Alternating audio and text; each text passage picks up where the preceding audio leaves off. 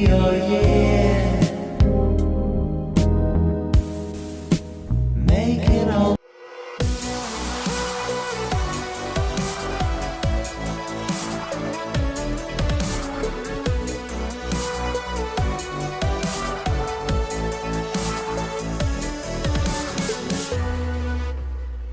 What's up, everybody? Welcome to another MoGraph MoCast. I'm Dave. And I'm Matt, and joining us this week is the super talented, all the way from Iceland, María Guðjohnsen. Hi. We got a great show for you today. Make sure you follow us on all the things, YouTube, TikTok, Instagram. You can get updates on all of the things we're doing and what time. I know our show times have been all over the place. We possibly may be going back to Mondays pretty soon. So just keep an ear out. You can follow us on all the things, including now we are on Blue Sky, so you can check us out on there as well. I didn't know that. You got to secure the name, you know. Of course. Did you get MoGraph or did you get MoGraph.com? No, of course not. Of course not. Blue Sky's been around for like at least a year. Yeah.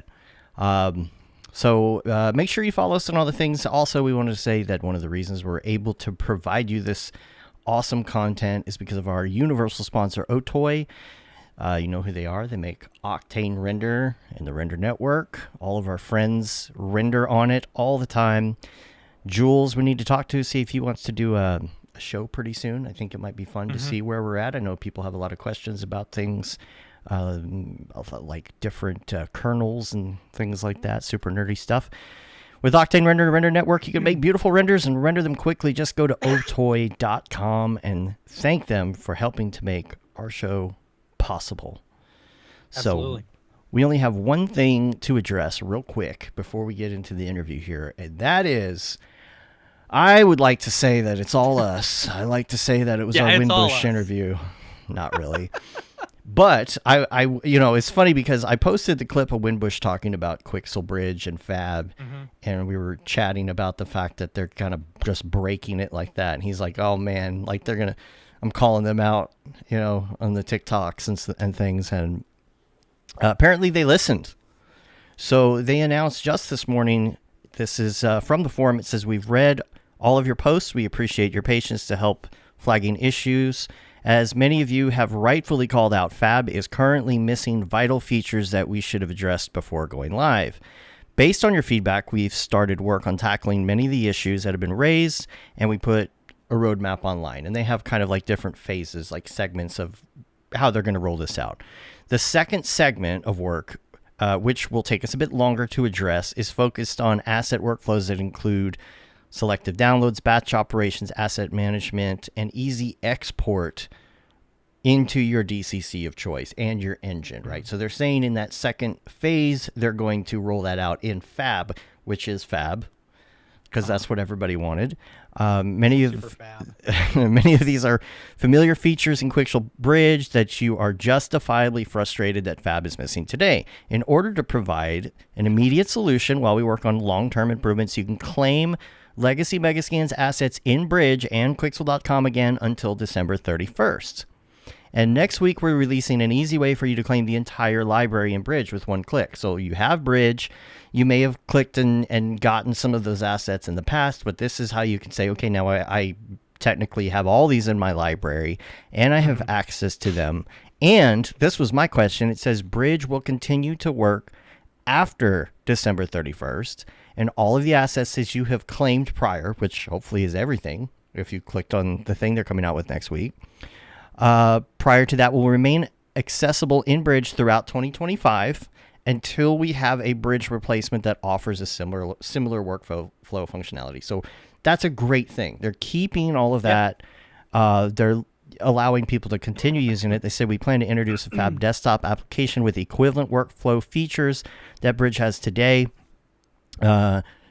Not just Megascan, and it's not all Fab content, not just Megascans." So that's good news because there'll be extra stuff once you have a chance to move over to Fab.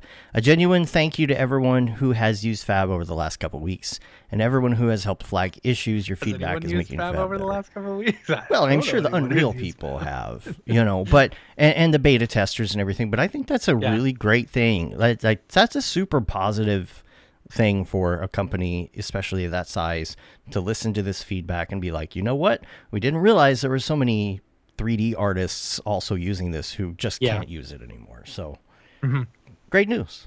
Winbush also just posted a Bridge is Back tutorial on his YouTube page. So if you want to get further into details, feel free to check out Winbush's. I think he probably got the email that immediately turned on the camera and just started recording. What up? Because I only got it like a couple hours ago. Quixelbridge here. Yeah. So I've been hanging out with Winbush playing a lot of BO6 lately. And by the way, anybody who's interested, just hit up on our Discord. We have had some massive BO6 games in the last couple of weeks. We've been getting on. We got on a whim last night and had like 8 people playing. It's really fun. They've got 10 on 10. They took 10 on 10 away and brought it back for the first season. And I know you hear a lot about us playing video games. If you'd like to join us, just hit us up on Discord and we'll tell you what to do. We'll tell you where to go.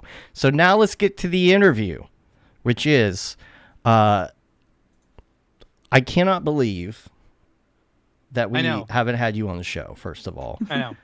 I don't know why. It's just like we were on the show a couple weeks ago. I was talking about Simulate being on this week, but I never heard back. I think we're going to schedule that for maybe sometime in December. And yeah, we were on the show and I was like, you were commenting or something. I was like, I can't believe you've never been on the show. So, I guess we'll go back for people who haven't met you, and a lot of our friends in this small MoGraph community have probably met you somewhere. You do come to the States a lot to hang out with us, which is nice. Yes. So tell us, and we kind of know a little bit, but tell everybody else what your background is and how you got into this field. Yes. I started out in photography and didn't really stick. And then I did my BA in Berlin in graphic design. And I didn't really like graphic design either.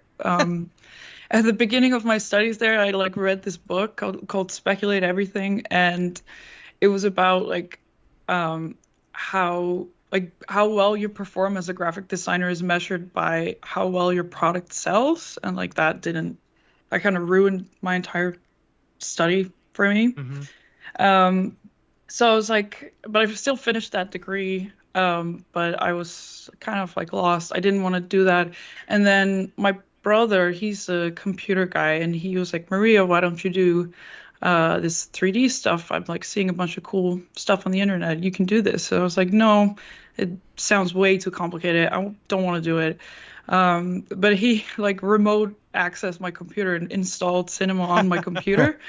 And he was like, I've installed this for you. Just give it a go. You're gonna like it. And I did my first tutorial, this was funny. I was asking people at camp this question if people remembered their first tutorial, and it was really funny. But mine was EJ's falling slime. Okay. It's still pretty relevant to my work to this day, so it's pretty cool. But yeah, that's how I fell in love with it. And I was self-taught, and I just started freelancing and just going for it. And then I had been in Berlin, and I lived there for 5 years. And the scene there it's really, really good. It's really good quality artists, but it is really small. So I just felt at that point that I wanted to just progress. I was just feeling a little bit stagnant over there. So I just thought of the biggest city that I could think of, and that was New York. And it was the easiest way for me to go to New York was to study there for visa purposes. So I did my master's in computer fine arts. And that was I didn't think that I needed it, but afterwards it was really good to go through that because they made me learn a lot of stuff that I didn't want to learn, like like rigging and wave painting and like UV mapping and all that stuff. Still things I don't want to learn. I know, yeah, right? and it's really like it's like I have to wave paint, or otherwise they kick me out of the country. So it's like it was a good reason to learn it. I guess no that's pressure, a good reason. No pressure. Yeah. So that was good. But I've always just been freelance, and I've been doing it for like 8 or 9 years now. And yeah, that's pretty much my background. What year was it that you moved to New York? It was 2021. 2021. Because you didn't you come to camp like right after you moved here or something? It was the day after I moved to the States. Yeah. So 2021, and September. And now you're doing karaoke, you know? Now you're running the whole karaoke thing. Oh, there's some great footage of you two with Paul Babb. I found. Did I was that when you were here when I found that clip? I think I might have shown it to you. You and Paul doing Don't Go NAB? Breaking My Heart. That was or probably whatever. NAB. Yeah. That was awesome. Yeah. Yeah, that was good. And yeah, you and Travis running that now. You know, like it's fully official now. Like there's no other way to do it, you know. Yeah. Oh man. Yeah. So Maria, you got very active in the community, you know, coming out at that point. I mean, you literally came like right to camp. So it was like instant community.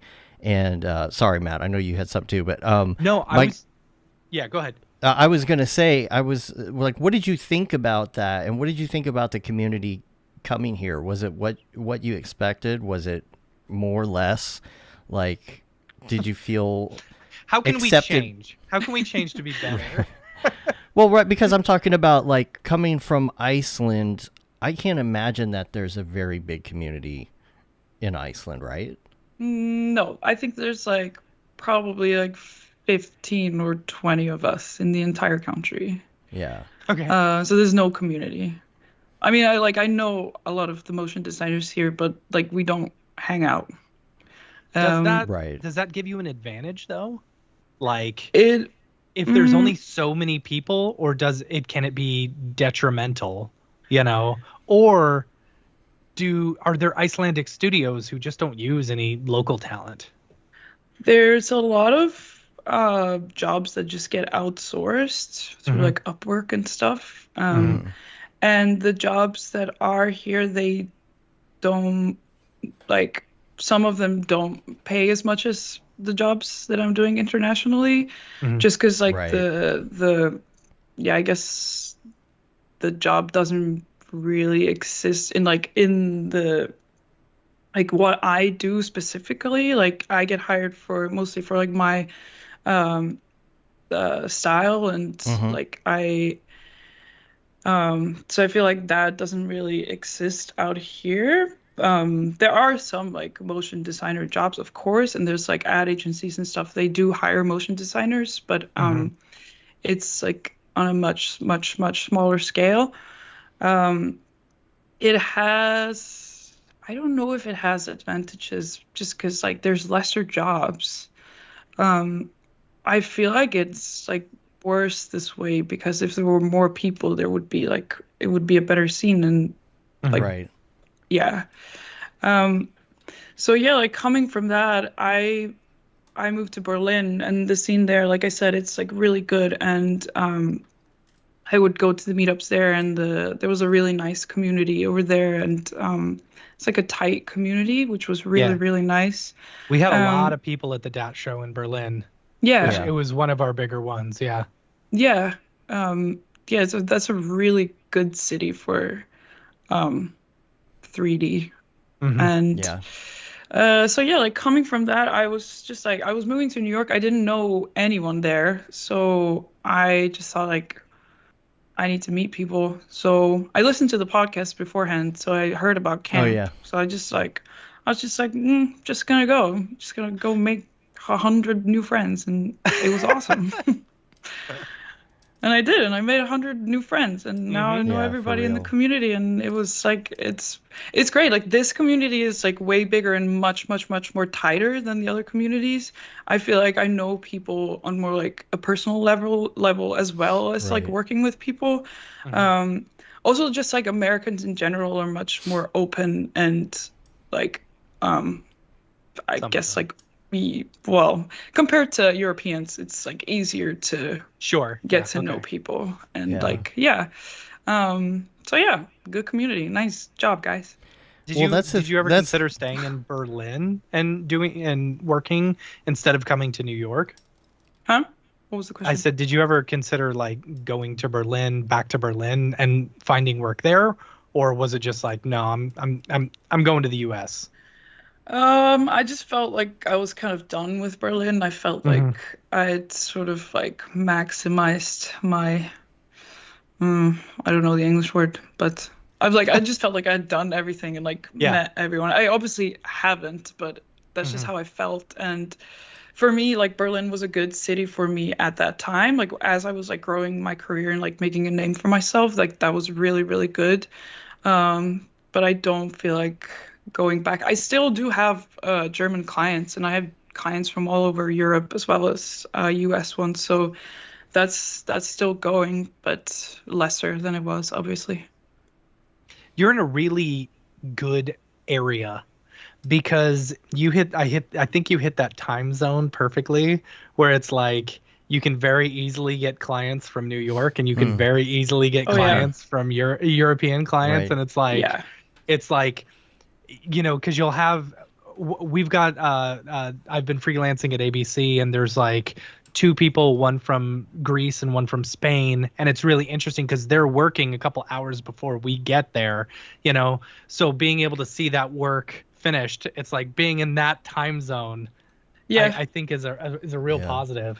Yeah, it's super nice. I like it. I like being able to do like a bunch of work and then they wake up and I get the comments and then I can like, it feels like you're cheating it. Like it feels like you're getting ahead of things, which is nice. But I do feel like when I move to different places, I do feel like you do go like in the back of the stack of like who you hire, because like if you're a studio, you're gonna obviously hire a freelancer that's there and is able to come in rather than me, even if I do have the skill to be hired. So that's just like the way it is. But it's gotten less, and that's like part of the reason why I'm trying to go back to the States, is because I need to like be in the loop of like more US clients, but it works. And so you can come hang out with us. To New York. Oh yeah. You come back to New York? Yeah, I'll go back to New York. That's awesome. I still have all my stuff in storage. I need to go get it. Oh, nice. I love New York. Like, you know, I feel like the community there is just massive. It's so big, and there's so many studios, little ones and big ones, and all over the place. It's like New York and LA, that's where a good majority of the really awesome studios are. Definitely. I love the scene in New York. It's so great. And just like the amount of stuff that you can check out and see in like different genres, both in like fine arts and design, there's just endless. The subway is my favorite. Like as gross and as dirty and as disgusting as it is. Talking about the sandwich shop, right? It is to me, the subway in New York is a work of art, because like the amount of time that we would have to spend in order to get the grunge that the New York City subway system has is like, no, it is a pure work of art there. Yeah, it's great. Versus the Berlin subway system, which is just so boring. It's so boring. The community here is like, I don't know. It's the community for motion graphics design is just like extra supportive compared to other communities too. And I don't know why that is, but we all become instant friends and all of that. And, and then, before you know it, you're hanging out with, my 3-year-old at the state fair, so driving all the cars, Yeah. So, Maria, what's a lot of the work that you do, like on a day-to-day basis? I do a lot of work like behind the scenes that I don't post. Like I mostly post stuff that like projects that I get hired for my own personal work style. But I don't know, it was someone at camp that asked me this, and they were asking me, Maria, what do you actually do? They thought I just showed up at the events. That's funny. Just hang out, Yeah, I do everything. Like I do a lot of like ads, explainer videos. I'm doing loads of those right now. Like a lot of stuff for musicians, like cover arts and visuals. Cool. Some like fashion editorials, social media assets. I do everything. I feel like I just say yes to everything. Like even if I don't know how to do it, like someone else is just gonna Google it if I don't. So right. I just so yeah, I do everything. I was actually going to ask you about that. Oh, sorry. Go ahead. You've also done exhibits in Iceland. Is that right? Oh, yeah. Yeah, I also do fine arts. I forgot to mention that. Like I do exhibitions and right. I really, really love doing that. Yeah. Let me bring some of it up because I have some of this here. Let me bring it up while we're talking about it a little bit, if that's cool. How did you get into the actual like exhibitions? Did someone contact you, or was it your idea, or how did that come to place? No, my exhibitions are usually just like my ideas, and well, the last solo exhibition I did, I was contacted by the gallery, but in the past when I was getting into it, I would just contact the galleries with my work, and I would say, here's this exhibition that I want to put on. Do you want to like show it? I started out. Do they pay you to do that? No, but okay. I will sell my artworks at the show, but I don't get paid to exhibit. I started out in like video art and like post-internet art back in the day. So like I would put up exhibitions in Berlin with video art. And then I sort of like, it just naturally happened that I would do fine arts with 3D as well. That's super cool. Yeah. Like I feel like that's an entire different area in this industry that not a lot of people focus on, It's like I would love the number of times I've thought, and this came out really during the whole NFT craze, where I'm like, there are so many talented artists out there, and I would love, now that digital art is becoming much more widespread and more well known, it's like I would love to put together some sort of art exhibition of all my friends' digital art, and put it all out there.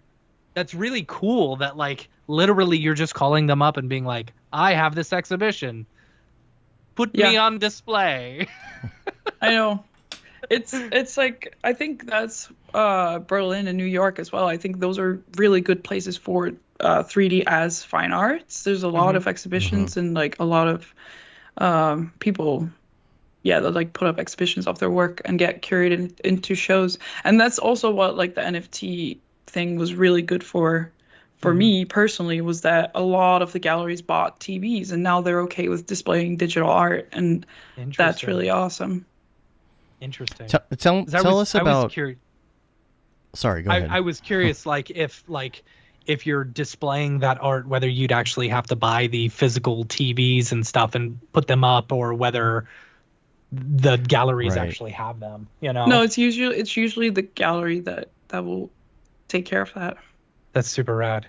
I wanted to go through them a little bit, kind of one by one, if we can, and just talk about it, because obviously most of the people listen to the show, so they don't necessarily see me scrolling through these. So, first one I want to talk about was this slot machine. This is Gucci. Yeah.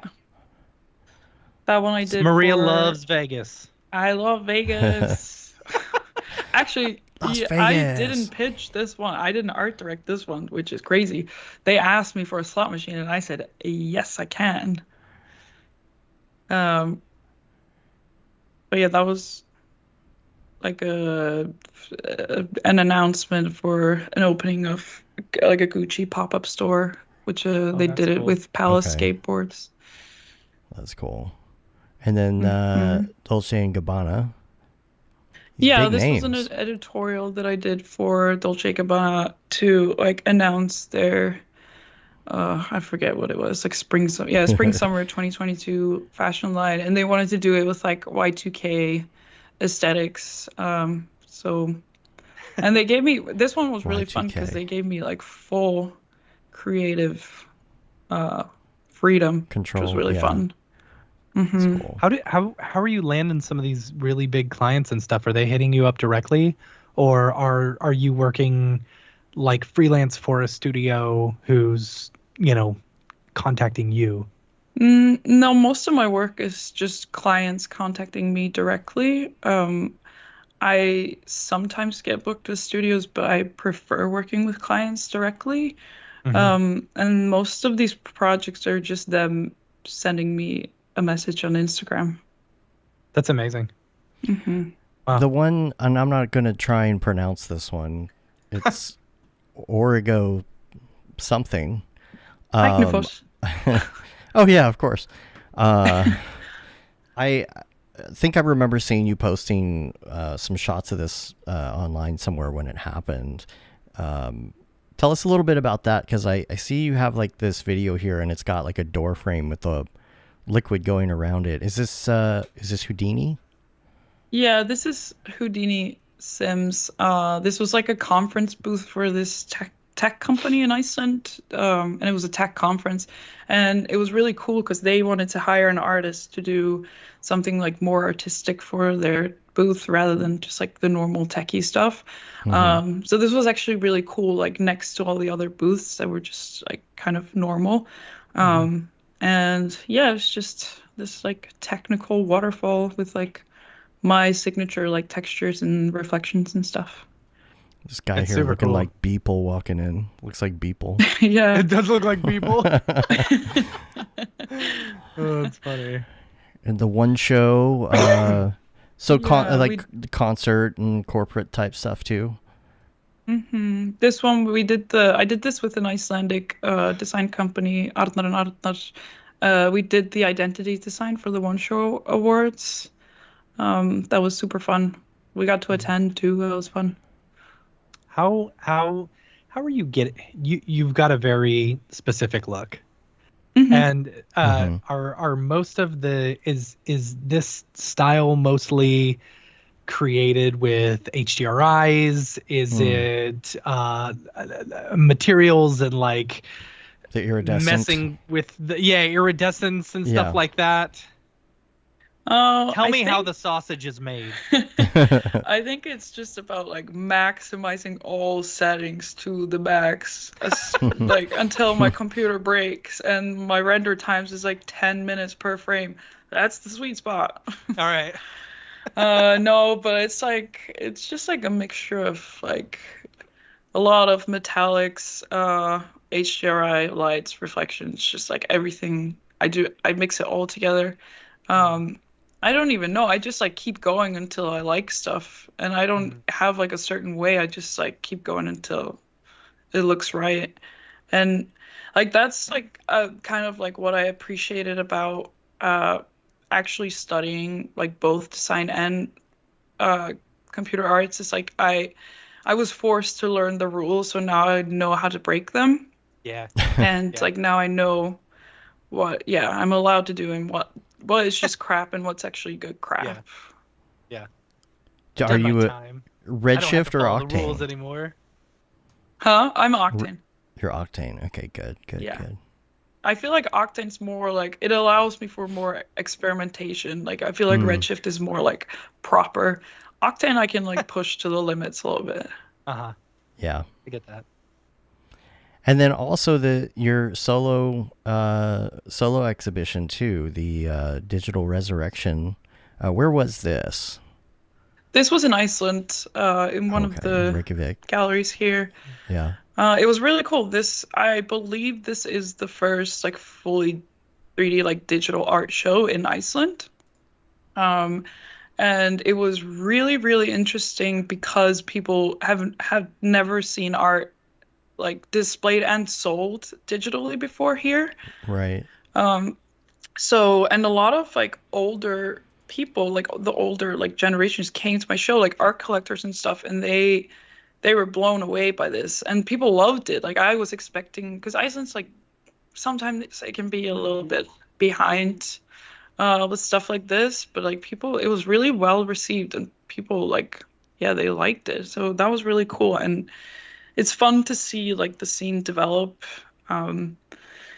because like, yeah, like 10 years ago there was nothing, and now it's like gradually getting better, which is really nice.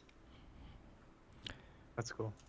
The people that you use, like the models, and you know, either the full bodies or the faces, or where do you go for your models? Daz.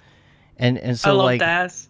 do you do any animation in Daz? I don't really remember. I remember I used Daz when it first came out, like in the 90s or whenever that was, but like the stuff you do, like, you know, eye blinking, right? Or, you know, the facial movements and stuff. Is that done in there, or is that done in cinema?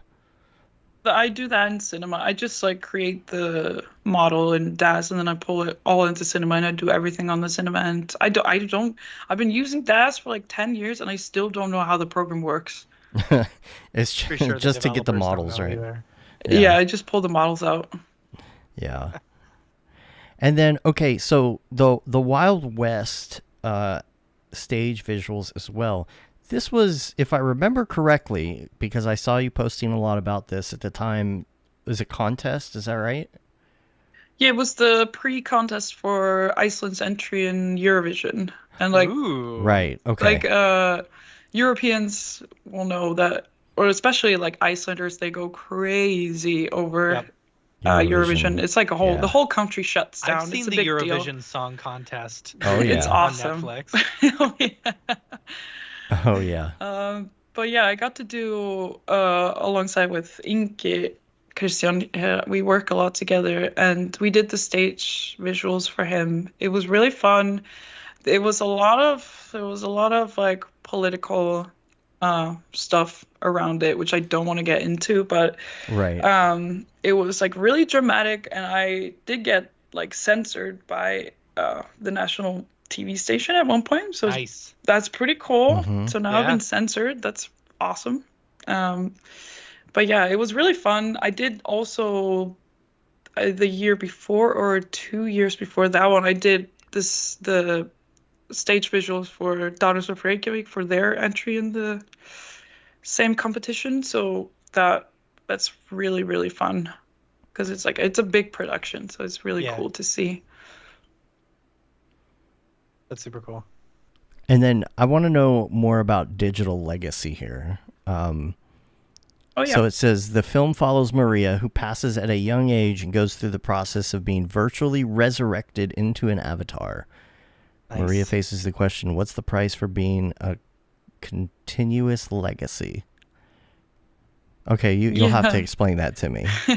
So this was a short film that I did about, like, I got really, really into this topic for like such a long time. I don't know why, but I got obsessed with like the topic of being like digitally resurrected, because like there's such crazy things like happening right now, and like even like year by year it's getting crazier. There's like companies that are like investing in like people's data and like actually building avatars, and so they're like, if someone passes away, they're like ready to give you that avatar, which you can just have.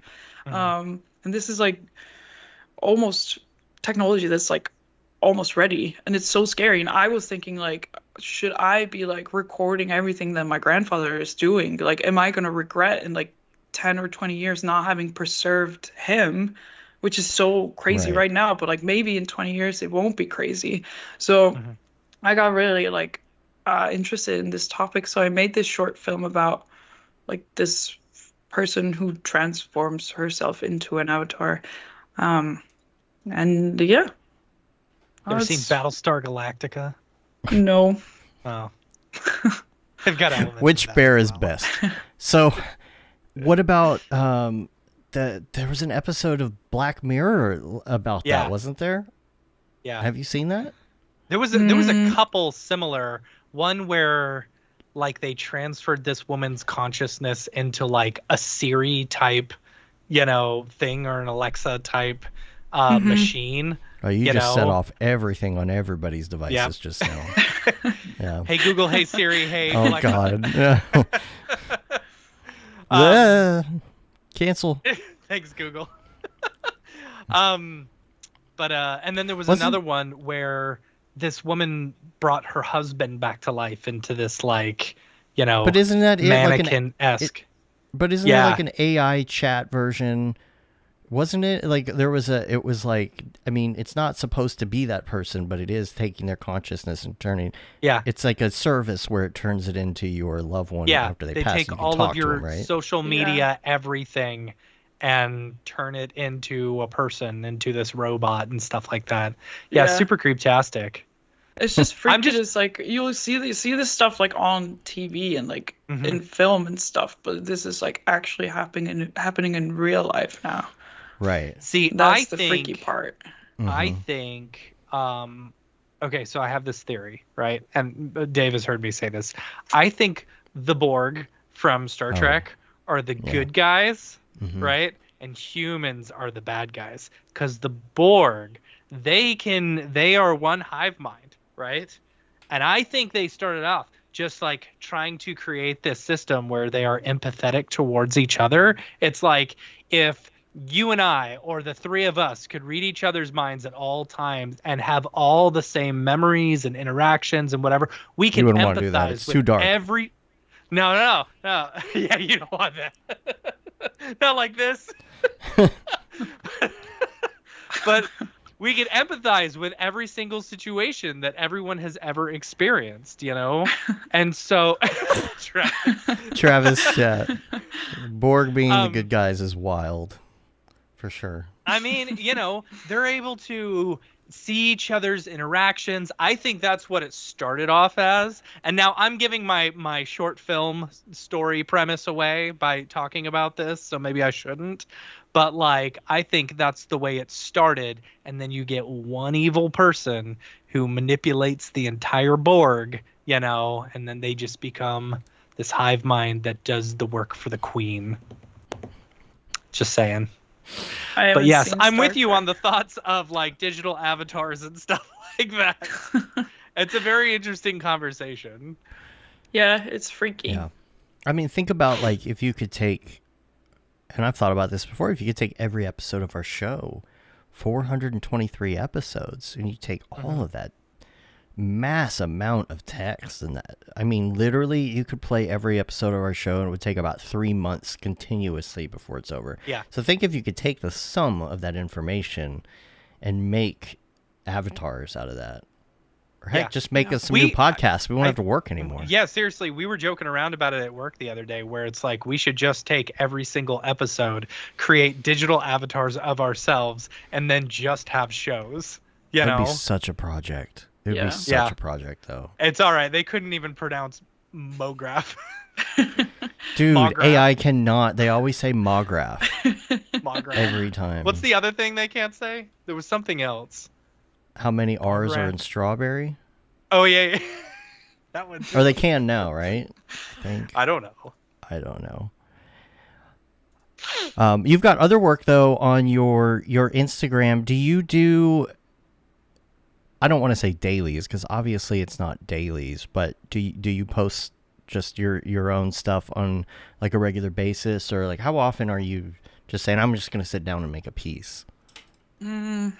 I I don't really do anything consistently. It's all over the place. I just do stuff when I feel like doing stuff, and it just happens if it happens. I want to push myself to do it more often, but I just, I know myself. I'm not going to do it. Right. I just do it when I feel like it. Right. That's why I will never do dailies.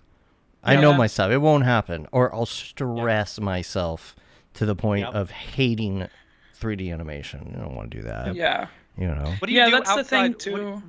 What do you do for fun? What do you do outside of motion Oh my design? gosh, what do I not do for fun? Everything I do is so fun. I'm so stressed about how much fun I'm having all the time. It is stressful sometimes. And sometimes I do stuff that's like more fun than the normal fun, and then I get stressed out about stuff like setting a new standard, and now the fun stuff won't be as fun anymore. It's really stressful. But no, I pick up a lot of hobbies. I do a lot of things. I'm like a jack of all trades, master of them all. Right. I karaoke. I like to learn languages. I do a lot of like puzzles, like jigsaw puzzles. I skateboard. I swim. I play soccer. Football. Thank you. And yes, the beers. Thanks, Travis. The beers, yeah. How many languages do you speak? I speak Icelandic, English, Danish, German, and then I'm working on my French. So 5. 4.5. Bonjour. 4.5, yeah. Bonjour. Wow, you really do know it. Yeah. So the volcanoes, by the way, I'm glad you're safe. There's, I saw the Blue Lagoon's parking lot was destroyed and just bubbling over. That's scary. Is that not scary? Like, no, it's fine. This is our 8th eruption this year. We're kind of over it at this point. Can't you stop? Yeah. Come on. No, it's like also like bad for our economy because like the news outlets will be like Iceland's ripping apart. Don't go there. Yeah. But like we all go like, is there an eruption going on? I don't know. Like we don't really we're not bothered by it. There's one town next to the eruption that they're pretty fucked over there. But as far as everyone else, we're fine. Is that by the Volcano Museum or is that a different area? No, Volcano Museum's a different area. Yeah, I don't know where the Volcano Museum's like halfway between Reykjavik and the Black Sand Beach. On the south side. Oh yeah, then that's way far. Yeah, I drove up to the volcano yesterday. It was pretty cool. Yeah. Yeah. Oh yeah. Did you post feel that the somewhere? heat emanating not from that far away? Not from where I was. We were too far away. But the coolest thing is like the color from the volcano, it doesn't really exist in RGB. So like the pictures that you see of the what's it called? The lava is like not the actual color. So I've heard if you see it with your own eyes, it's like it feels like you've unlocked a new color. It's like really, like I feel like, you know what, orangey, like really subsurface scattered. Like you told me that. Crazy. That's why I remember. Yes, that is so crazy. Like so, it just there's just no way to capture it. It's maybe it's CMYK. It's CMYK. Yeah, that's good, Dave. That's good. Yeah. Does it need a bell? How close will they let you get?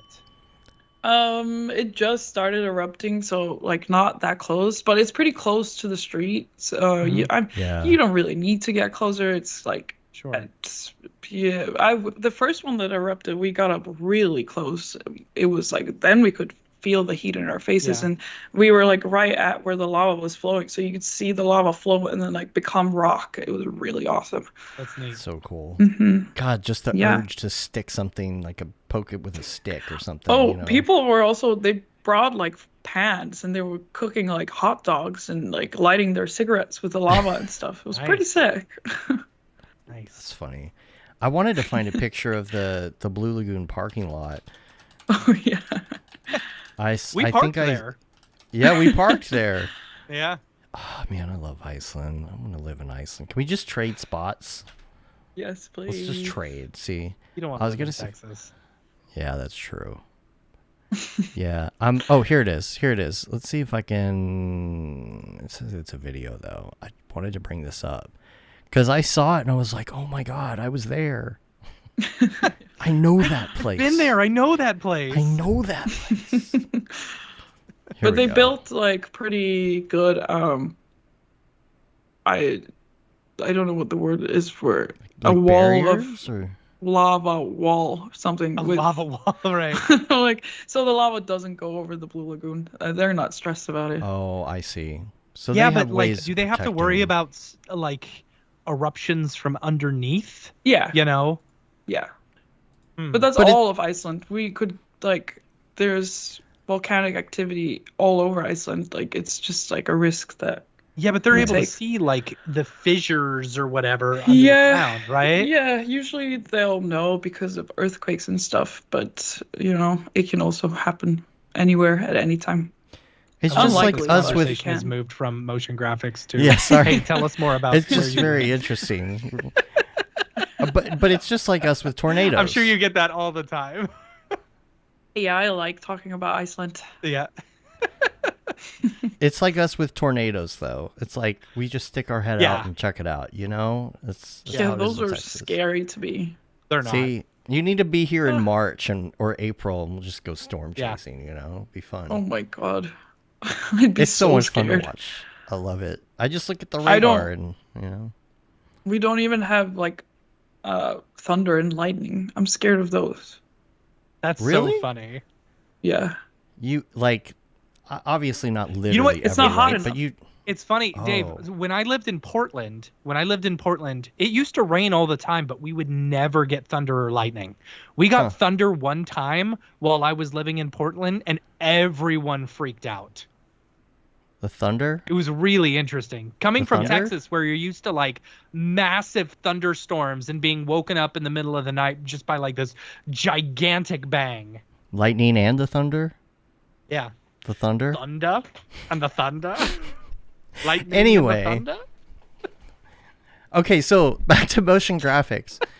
Yeah. Tell us a couple things. First of all, like, what are you excited about coming out? Like, there's all these different things. There's AI, there's Unreal, there's different DCCs, all of the things, different render engines. Like, what are you? Oh, and even VR. Like, what are you into right now? Like, do you feel any interest to go into any specific things or try some new things? I'm just excited for AI to take over my job so I can just do silly stuff. I want that to happen. Yeah. But no, I don't know. I'm just like, I haven't really been keeping up with like the stuff that's been happening. I like at the beginning of this year, I got a little bit burnt out and I took just like a really, really long break. Moved out to the countryside of Iceland and just like clocked out for a little bit. So I'm just like for the. Sorry. And then,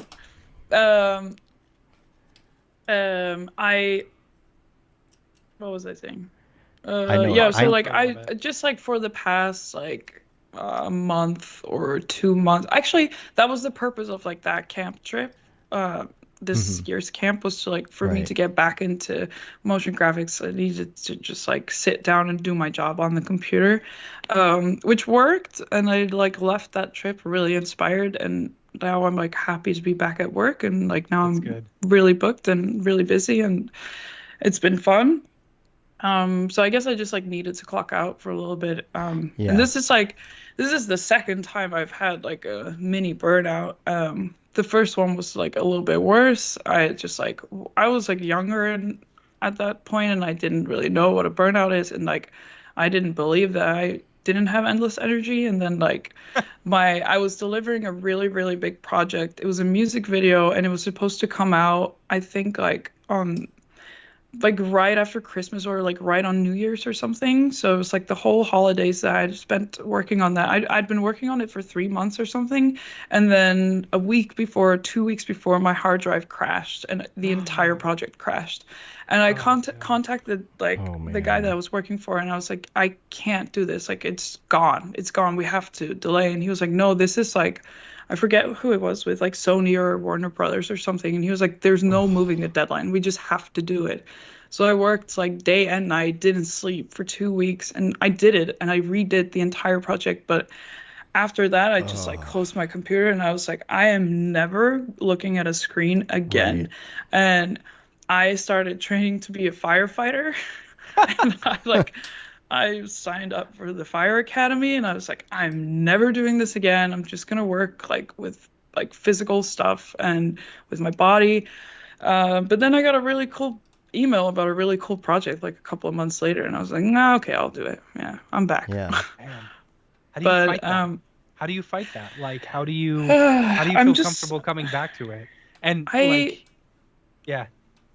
feel like I'm like a really extreme all or nothing person. Like, I either go all in or I just don't do it at all. I don't get that from you.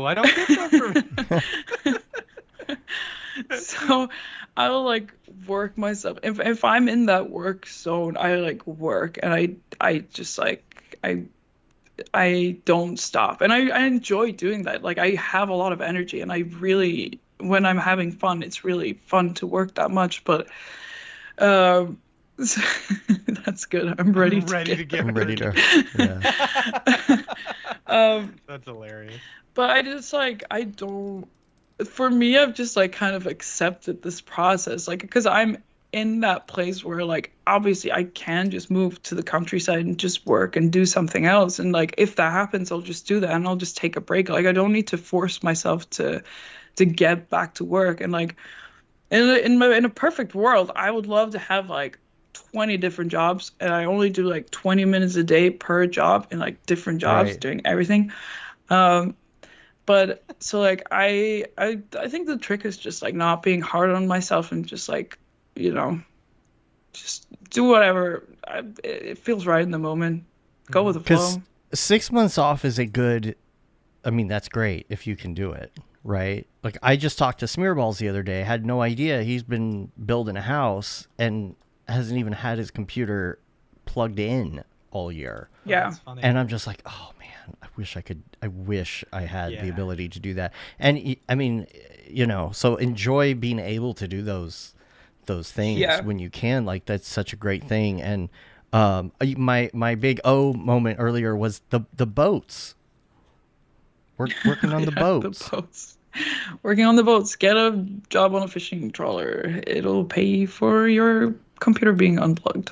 No, just like, I feel like doing a random job, and just like that also helps with like putting this kind of work into perspective, because like when I've been doing like a bunch of 3D jobs in a row, I'm like so locked into this. Like, your world just gets a little bit smaller, and you're like stressing yourself out about stuff that you don't need to be stressed about. Like, the other day I was like really, really stressed, and I was talking to my friend who was like, he's an actor, and I was like, I'm freaking out. I'm like, I gotta get this delivered. And he was like, what is it? And I was like, it's like a plushie jumping, like a teddy bear jumping. And he was like, you're stressed, you're like pulling out your hair over a jumping teddy bear, like chill. It's fine. And like doing other jobs like that kind of helps me like put that in it, get myself into that perspective where it's like, it's not that serious. Like, just do your best, and you can't do anything more than that. But then the whole process repeats itself. Like, right now, I'm chill. I'm talking about it like I'm chill, but then, you know. As soon as we get off the podcast, you're like, let's do this! Yeah. But it is nice to be able to see jobs in different perspectives and take the break. I mean, you might learn some other skills, of course, or some other ways of thinking, but then, like, being able to take the break, that's really cool. I was talking to Julie the other day, and I was like, I feel like I could potentially, like, if I were to just pick some random job, you know, that there are certain areas I would be good at. Like, for example, just, you know, managing things, right? Like some sort of management type thing, you know, something organizational, you know, like could do something like that. But it's also kind of the same concept as the touch grass thing, right? We go to camp and we unplug, and then we come back and we're like, oh, okay. I got to get back into the groove. I forgot how stressed I was before. How stressed am I supposed to be right now? Right. Yeah. That's Yeah. funny. I think also like inspiration helps with these like kind of burnout types situations. Like it's really easy for me to get a lot more burnt out here in Iceland because I am not like surrounded by people that do the same kind of job as me, and I don't see as much work, and I'm not in the groove. And so I feel like it's easier for me to just like get so worked up in my head and like get stressed out, whether it's like if I'm in New York or whatever, and I'm like, close to like all of my best friends in New York are 3D designers and 3D artists, and like it's so easy to like meet up with them and share and then get inspired by their work, and then like also coming back from camp, like I was saying before, like if you're feeling good about it and inspired again, like that helps a lot to just put yourself in a better place. Yeah, take a break. I agree. Reset the algorithm. It goes back to that community thing. It's like community is so much more important than just, talking and hanging out and shooting the shit, especially when you're just a freelancer or whatever. But it's like being able to talk about those things and those stresses and, those, hard times and celebrate the good times and stuff like that. It's like we all understand that, we all get it. Where someone else may not, someone outside of the community may not understand. Whoa, we're like, yay, dancing teddy bear, yeah, awesome, that's cool. Meanwhile, someone else is like, what's a dancing teddy bear? Who cares? Like, you don't know. I learned rigging, I learned weight painting, I had to UV map, I had to figure out fur. You don't know. There's a lot involved in that dancing teddy bear. That's kind of how I feel about the video gaming that we've been doing, over the years, starting with COVID, with doing Halo, and like even just like last night, a bunch of people jump on and we're playing games and we're getting out frustrations, but at the same time, we're also all in the same industry. So it's like, because you get people on there like Winbush and, all our friends who always hang out in the Discord as well. Plus some other people have been popping in as well. Vranos popped it. Like we've all been getting our aggression out by shooting virtual guns while we talk about what's going on in the industry and why we're frustrated with technology. Yep. So okay, so maybe not necessarily new technologies coming up, but do you have anything that you want to do? Like, do you have any like calling right now? Like, I really want to do a short, or like, what is the next thing that you feel like you want to do? Really want to learn DAZ all the way through. Not necessarily software, but I mean, like, do you have a project that you're leaning toward, or? I do want to have another solo exhibition soon. I didn't do one my last one was it was last year. I didn't do one this year. So I'm definitely going to be doing one early next year. Let's get a bunch of digital artists to exhibit together. I'm serious. We need to do this. I'm serial. I'm serious. Totally serial. Yeah. So I'm excited about that. I'm just like excited about getting something exciting. I don't know what it is, but I'm definitely going to get a good email in the next couple of months. It's going to be really exciting. I'm excited for that. And hopefully we do a death match. Being, happy. Yeah, it'll be awesome. Oh, hopefully we do a death match again would be cool if we could, I want to do another death match. We do need to do another death match. We should hit up Mike and be like, when are we going to do this? Oh, yeah. Yeah, we talked about the possibility. We just haven't really followed up. Maybe we should we should probably start planning that if we're going to do it again. We should, yeah. But that would be so much fun. That was that was so crazy for my brain. I loved it. Yeah. So much input. I walked so many steps in such a short amount of space. Like, around the table. You were doing I probably had like a half marathon that day just within the table.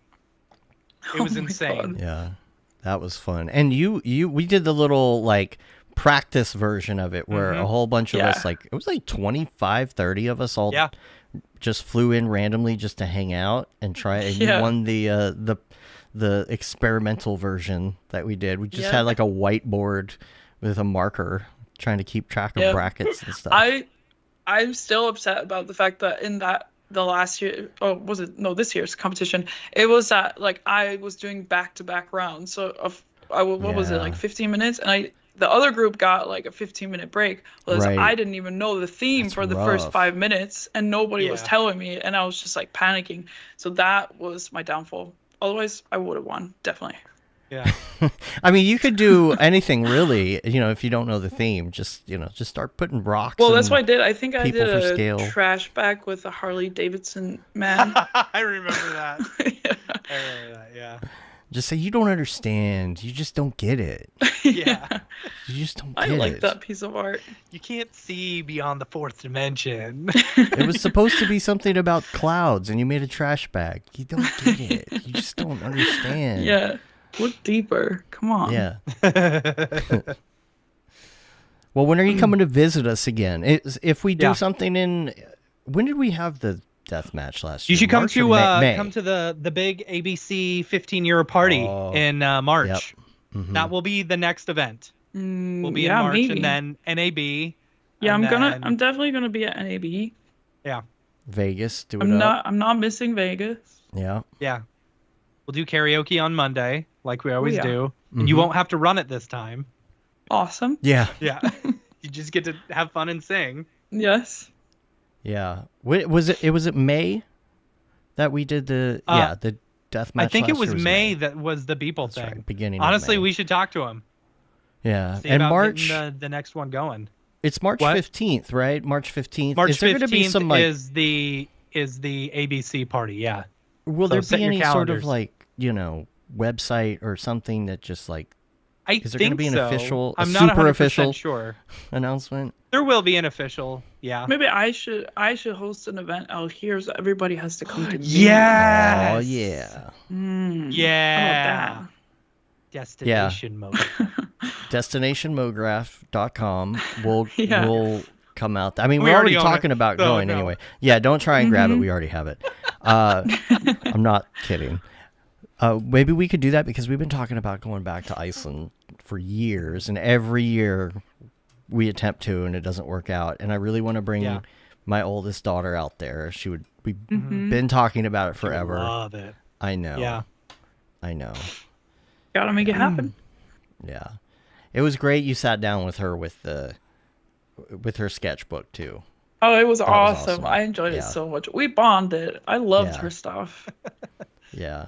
I can't believe how much, she has an iPad and all the things, but she, prefers, the analog medium, which is great. Like, I just get nervous. She's going to lose her book. I'm like, don't lose your book. Take a picture of it. There's no backup. There's no Dropbox for that. Yeah, there's no iCloud. We'll figure it out. Yeah, where's iCloud for it? Yeah. Gosh, anything else you want to talk about before we wrap up? I can't believe it's been an hour already. I know. Yeah, it's crazy. I don't know. People want to find you. Where do they find you online? I'm in the process of updating my just updated my website. It was really crap. I didn't realize it only worked on 1920 by 1080 screens. Nice. So I've just been broken for 3 years. It's working okay. And that's for awesome. Me. No, it's working now because I switched over to a new website. But I haven't put all my projects up there yet. So mostly just Instagram. I feel like that's where I post the most stuff. Yeah. And Blue Sky. I tried to tag you on Blue Sky. Are you on there yet?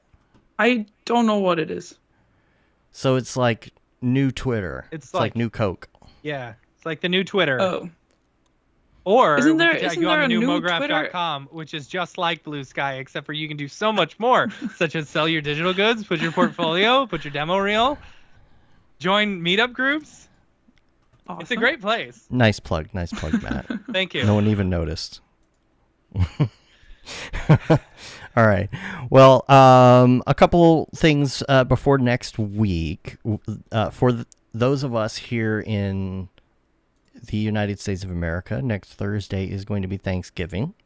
And we have been doing our shows on Thursday, but we may be going back to Monday soon. However, I'm not sure about the next show. So it's either going to be... We'll have one next week for sure. Yeah. It's either going to be on the 2nd or the 5th. Just stay tuned. You're just going to have to follow us on social. I'll just say that. You just have to follow us on social if you want to know what we're doing. So there. Now you have to follow us. Sorry. Mm-hmm. All right. Well, thanks so much again. Check us out, like I already said, at mograph.com, mograph.com/TV. You can watch 24/7 animation. Check us out on YouTube, TikTok, Instagram. We've had some cool clips on there. Make sure you go check out the Behind the Renders with Patrick 4D that Matt did. That was really great. People really liked the breakdown. Although some people didn't like the breakdown. They said it was too simple. And I was like, that's the point. We're pointing out that it was simple. Point. That's the joke. That it is so simple that it looks so good. I think people kind of missed that. They're like, oh, look at these nodes. It's like, no, we're pointing out the fact that it looks good from the lighting and from the ZBrushedness and everything else. Yeah. And all you need is like that little kick of octane subsurface scattering goodness. So check it out. And we're going to have more of those too. Yep. And so for about the 3rd time, Maria, I'm going to thank you again. And we'll talk to you soon. Till next time. Thank you. Till next time, I'm Dave. I'm Matt. Oh, yeah, we forgot to tell you you're supposed to say your name too. I'm Maria. Yay. Have a good one. Hey. Later, yo.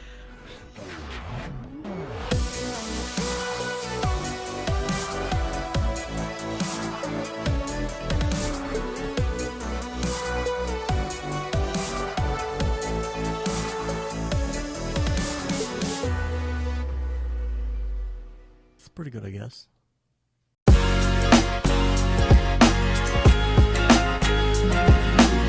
Introducing MoGraph TV from mograph.com, a free motion graphics and animation channel streaming your favorite content and favorite artists 24/7. MoGraph TV features motion graphics tutorials, talks, tips, inspiration, and replays of popular live shows. We offer something for all levels of designer, from introductory tutorials to high-level breakdowns and everything in between. That track looks great to me. MoGraph TV features software like Cinema 4D, After Effects, Unreal Engine, What up? third-party plugins, and other 2D and 3D software. We also feature live motion events, short-form clips, crypto art, and even a little photo and video editing. Learn from the people that inspire you most, and stay up to date on all the latest industry news, announcements, and community events. You'll also see exclusive offers only available by watching. With 3 8-hour blocks each day, you'll be sure to catch everything, no matter what your time zone. Keep it on as a companion to your workday and learn something new.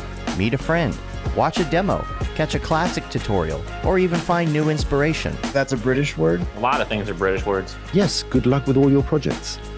MoGraph TV, television for the design community, 24/7.